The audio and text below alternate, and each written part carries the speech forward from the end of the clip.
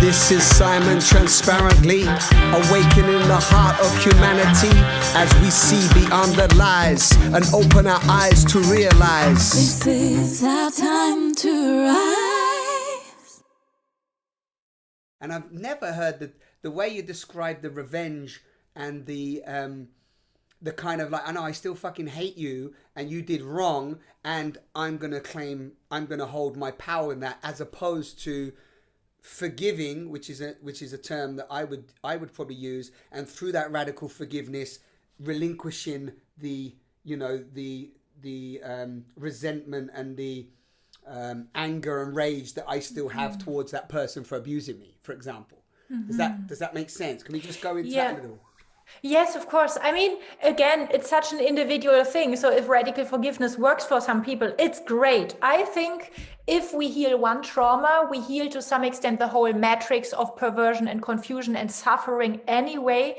So in that way, let's say I was abused because I played to be a good girl and I shouldn't have done that in the situation. Then it might happen that I heal the abuse, but I do not heal the whole stuff because I'm a good student in therapy. And I hear over and over again, especially from women, but also from men in my retreats and courses, like, I know he didn't mean that. She had also a rough childhood. And I was like, blah, blah, blah. You are still a good boy. Stop being a good boy. That's a trauma in the first place. So in that way, I'm just super, super skeptical when it comes to us handing over healing paradigms like radical forgiveness. It's true, you are an enlightened God and there is no reason for judging somebody else. However, is that useful for you in this phase of your healing? Yes or no? And in most cases, no, because radical forgiveness will come up when it's ready. And the moment of you pushing there is you re-traumatizing yourself by putting yourself under pressure. So that is why access one trauma as the reflection, as the drop where you can hold the whole ocean of trauma, all your trauma and the whole global human trauma and trauma of living beings. You somehow have access to everything in the web at the same time because you are on point. So coming from there, I just want to say truth, and truth is not so much a useful thing, because what I consider to be more useful in terms of us talking about healing is what is useful, what is practically shifting something away from suffering, changing something. That's like, how do we unblock? How do we get unstuck? Because when we go and meditate, or we sit, or we write, or we walk, or we do it from that truth, because I feel at the core, this is the truth for me, that we are already complete.